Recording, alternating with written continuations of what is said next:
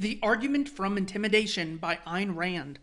There is a certain type of argument, which in fact is not an argument, but a means of forestalling debate and extorting an opponent's agreement with one's undiscussed notions. It is a method of bypassing logic by means of psychological pressure. Since it is particularly prevalent in today's culture, and is going to grow more so in the next few months, one will do well to learn to identify it and be on guard against it. This method bears a certain resemblance to the fallacy ad hominem and comes from the same psychological root, but is different in an essential meaning. The ad hominem fallacy consists of attempting to refute an argument by impeaching the character of its proponent. Example: Candidate X is immoral, therefore his argument is false. But the psychological pressure method consists of threatening to impeach an opponent's character by means of his argument, thus impeaching the argument without debate. Example: only the immoral can fail to see that candidate X's argument is false. In the first case, candidate X's immorality, real or invented, is offered as proof of the falsehood of his argument. In the second case, the falsehood of his argument is asserted arbitrarily and offered as proof of his immorality. In today's epistemological jungle, that second method is used more frequently than any other type of irrational argument. It should be classified as a logical fallacy and may be designated as the argument from intimidation. The essential characteristic of the argument from intimidation is its appeal to moral self-doubt and its reliance on fear, guilt, or ignorance of the victim. It is used in the form of an ultimatum demanding that the victim renounce a given idea without discussion under threat of being considered morally unworthy. The pattern is always, only those who are evil, dishonest, heartless, insensitive, ignorant, etc. can hold such an idea. The classic example of the argument from intimidation is the story, The Emperor's New Clothes. In that story, some charlatans sell non-existent garments to the emperor, asserting that the garment's unusual beauty makes them invisible to those who are morally depraved at heart. Observe the psychological factors required to make this work. The charlatans rely on the emperor's self-doubt. The emperor does not question their assertion, nor their moral authority. He surrenders at once, claiming that he does see the garments, thus denying the evidence of his own eyes and invalidating his own consciousness, rather than face a threat to his precarious self-esteem.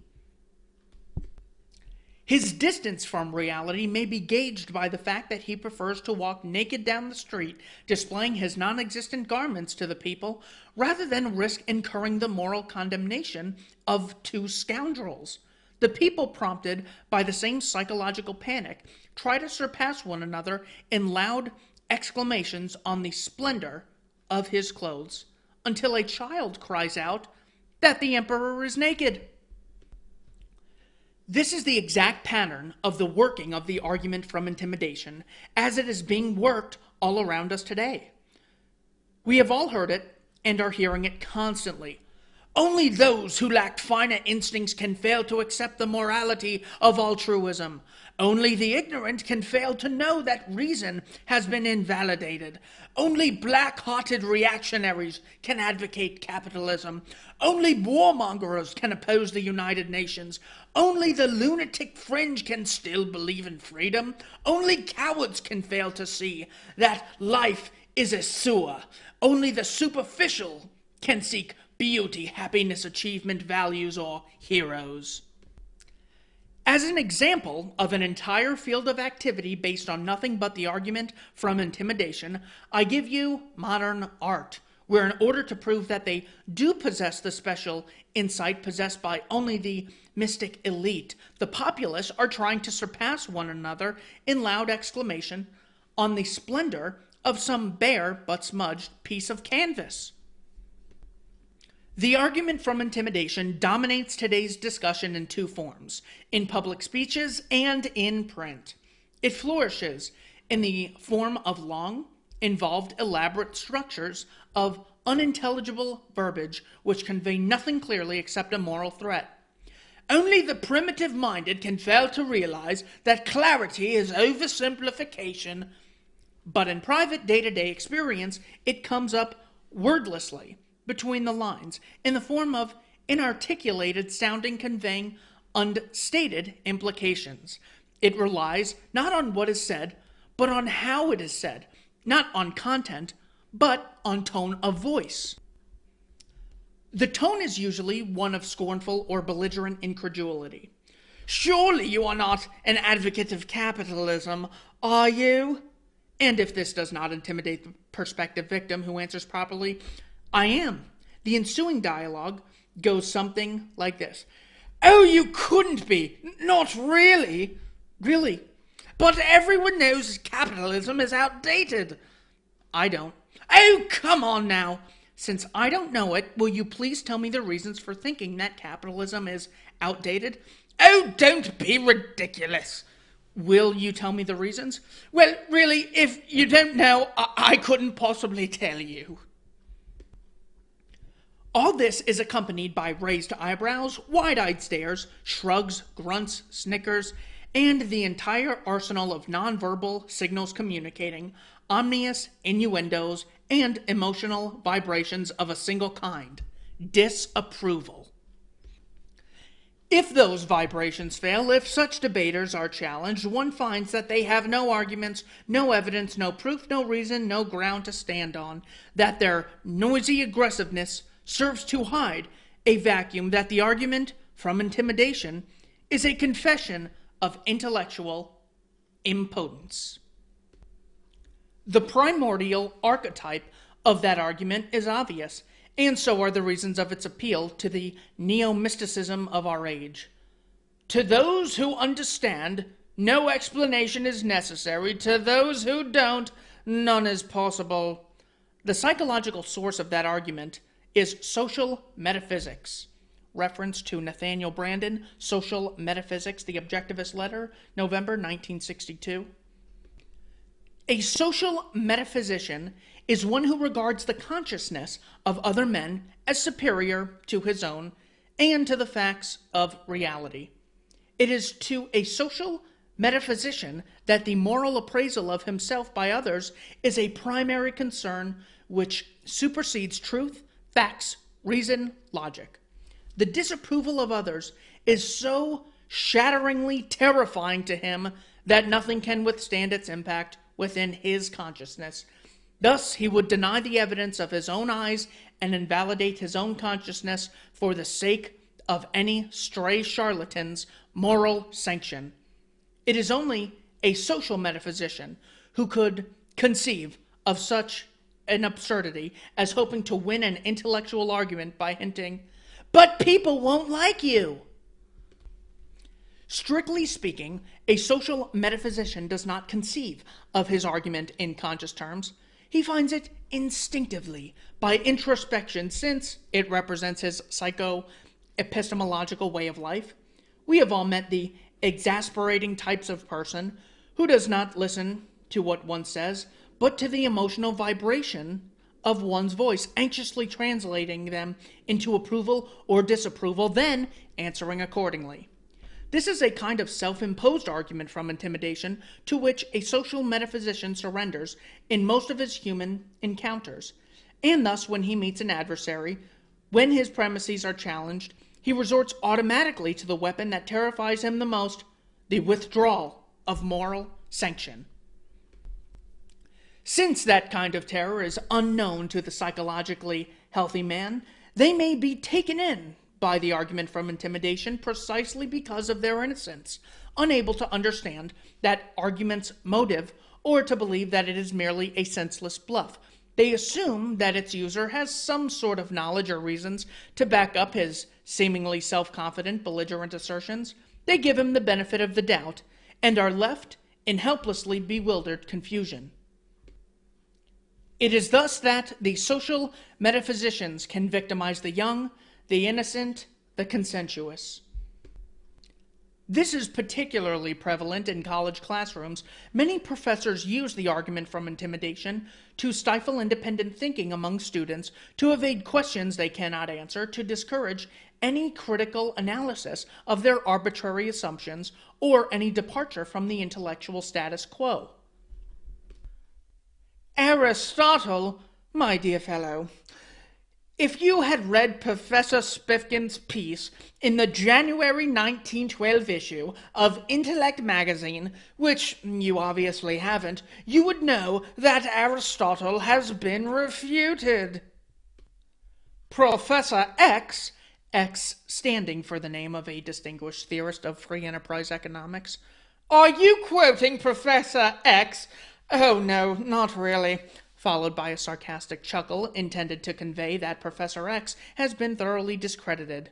By whom? Blank out. Such teachers are frequently assisted by the liberal goon squad of the classroom, who bursts into laughter at appropriate moments. In our political life, the argument from intimidation is the almost exclusive method of discussion. Predominantly, today's political debates consist of smears and apologies, or intimidation and appeasement. The first is usually, though not exclusively, practiced by the liberals, the second by the conservatives. The champions in this respect are the liberal Republicans, who practice both. The first toward their conservative fellow Republicans, the second toward the Democrats. All smears are arguments from intimidation. They consist of derogatory assertions without any evidence or proof, offered as a substitute for evidence or proof, aimed at the moral cowardice or unthinking credulity of the hearers. The argument from intimidation is not new. It has been used in all ages and cultures, but seldom on so wide a scale as today. It is used more crudely in politics than in other fields of activity, but it is not confined to politics. It permeates our entire culture. It is a symptom of cultural bankruptcy. How does one resist that argument? There is only one weapon against it: moral certainty. When one enters any intellectual battle, big or small, public or private, one cannot seek, desire, or expect the enemy's sanction. Truth or falsehood must be one's sole concern and sole criterion of judgment. Not anyone's approval or disapproval, and above all, not the approval of those whose standards are the opposite of one's own. Let me emphasize that the argument from intimidation does not consist of introducing moral judgment into intellectual issues, but of substituting moral judgment for intellectual argument. Moral evaluations are implicit in most intellectual issues. It is not merely permissible, but mandatory to pass moral judgment. When and where appropriate, to surpass such judgment is an act of moral cowardice. But a moral judgment must always follow, not precede or supersede, the reasons on which it is based. When one gives reasons for one's verdict, one assumes responsibility for it and lays upon oneself open to objective judgment. If one's reasons are wrong or false, one suffers the consequences. But to condemn without giving reasons is an act of irresponsibility, a kind of moral hit-and-run driving, which is the essence of the argument from intimidation. Observe that the men who use that argument are the ones who dread a reasoned moral attack more than any other kind of battle, and when they encounter a morally confident adversary, they are loudest in protesting that moralizing should be kept out of intellectual discussions. But to discuss evil in a matter implying neutrality is to sanction it. The argument from intimidation illustrates why it is important to be certain of one's premises and of one's moral ground. It illustrates the kind of intellectual pitfall that awaits those who venture forth without a full, clear, consistent set of convictions, wholly integrated all the way down to fundamentals. Those who recklessly leap into battle, armed with nothing but a few random notions floating in a fog of the unknown, the unidentified, the undefined, the unapproved and supported by nothing but their feelings, hopes, and fears, the argument from intimidation is their nemesis. In moral and intellectual issues, it is not enough to be right. One has to know that one is right. The most illustrious example of the proper answer to the argument from intimidation was given in American history by the man who, rejecting the enemy's moral standards and with full certainty of his own rectitude, said, "If this be treason, make the most of it." Ayn Rand, July 19.